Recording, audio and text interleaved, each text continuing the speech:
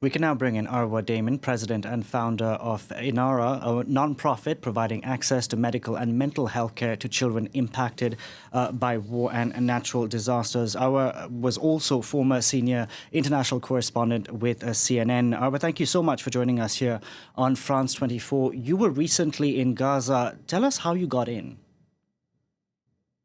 I got in on a humanitarian mission with my charity, INARA, to visit some of the 13 shelters that we're currently working with, but also to look at where and how to best set up medical points to be able to a certain degree, ease some of the burden on the hospitals, but also for people who have been discharged from hospital to be able to actually access things like wound cleaning, physical therapy, but also you have diseases that are running rampant throughout these camps, such as diarrhea, cholera, hepatitis A, children who are severely malnourished. And you have to realize that despite the images that we're seeing, one doesn't really understand exactly what densely populated means in the context of Gaza and Rafah until one has actually been there.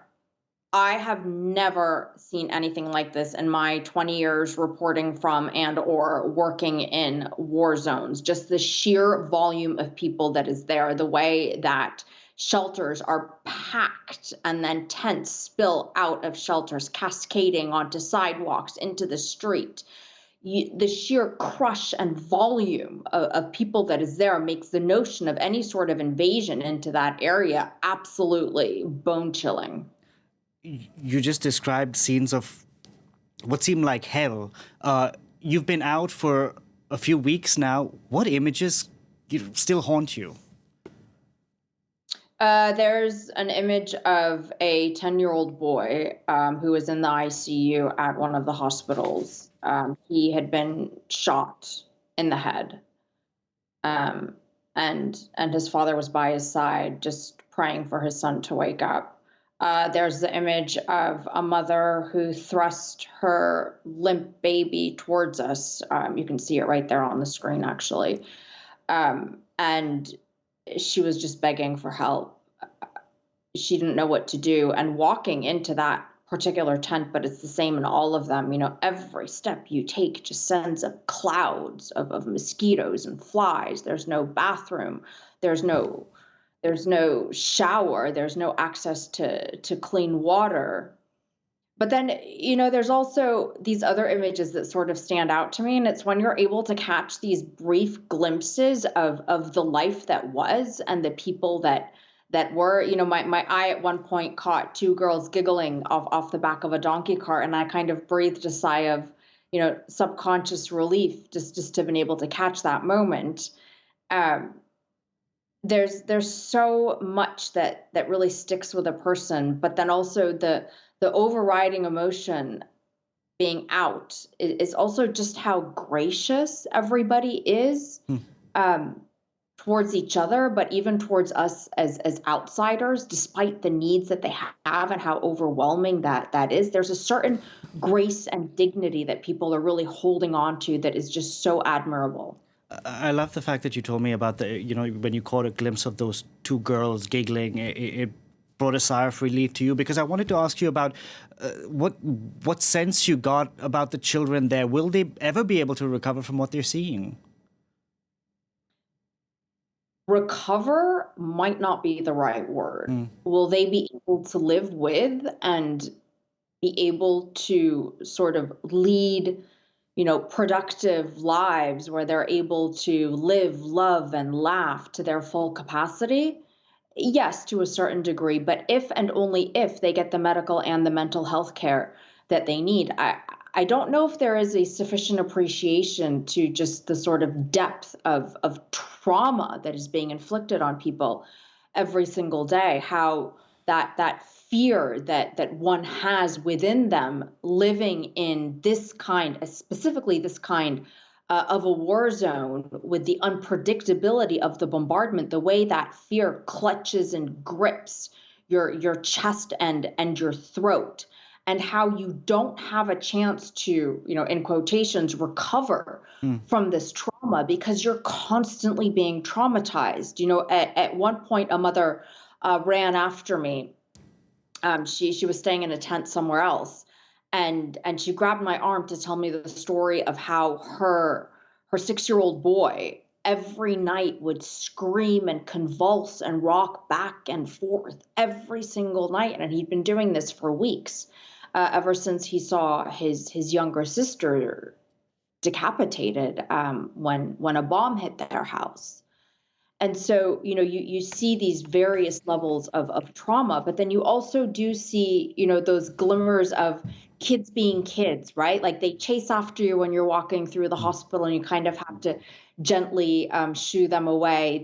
They play, they crack jokes, but it's also a child's way of coping, right? Because children can't cope with words. They have to be able to cope with play and other ways of expressing themselves.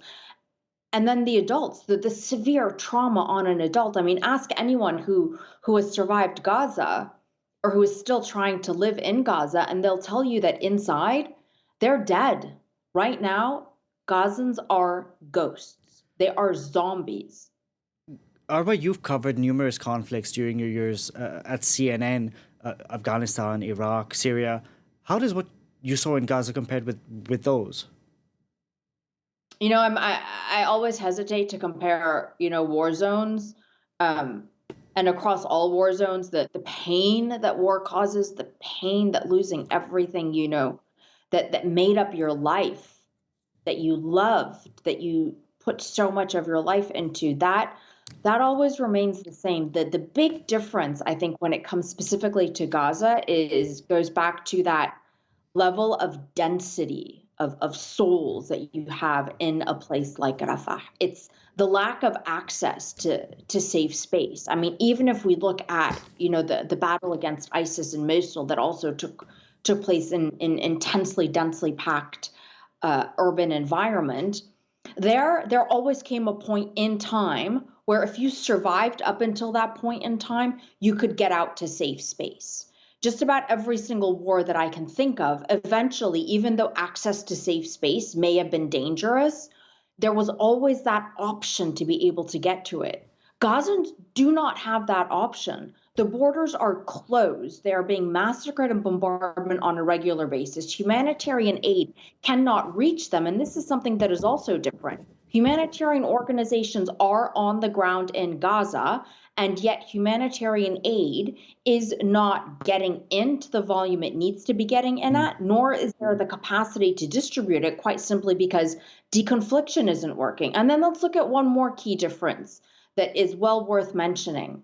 The vast majorities of wars in the past were not, or did not rather, have one party to them be a democratically elected nation state that is being supported by the world's largest superpower. Indeed. And we have seen those efforts to bring more aid fall on deaf ears despite calls from Washington, etc. I want to talk about how this war in Gaza compares to other conflicts, because when it comes to Russia's invasion of Ukraine, we had schools that were targeted, but here in Gaza we have seen hospitals that have come under siege, schools that have been blown up, food essentially being used as a weapon of war. But then we have officials who dance around what is happening in Gaza, not using the right terminology. How frustrating is this for you, especially someone who is working now in the humanitarian sector? It's frustrating, and it's also quite despicable, because it really brings to the fore how certain lives are perceived as being worth more than others. And this is a fundamental issue, though, when it comes to Palestine and Israel. Palestinians have constantly, for decades now, for some absurd, illogical reason, had to make the case that they too are human. And that's just a notion that is very difficult to wrap one's mind around. And if we look at other wars in our recent history, so if we look at Russia and the war in Ukraine, if we look at the regime of Syrian dictator Bashar al-Assad's war on his own people, backed also by the Russians, we actually see very similar tactics to what Israel is using right now in Gaza, and that is cutting off or laying siege to a chunk of the population, or in the case of Gaza, the entire population. We see indiscriminate bombing of hospitals and schools and other, key locations that should not be targeted underneath the Geneva Convention. And we see a lack of proper access of humanitarian aid to those areas. And I think, and there's a big reluctance to do this, but what we're seeing right now has to force certain countries and certain people to take a hard look at themselves and ask, do they truly have a bias towards people that do not look like them? Indeed, and question their values. Thank you very much for that, Arwa Damon, joining us there from Istanbul today.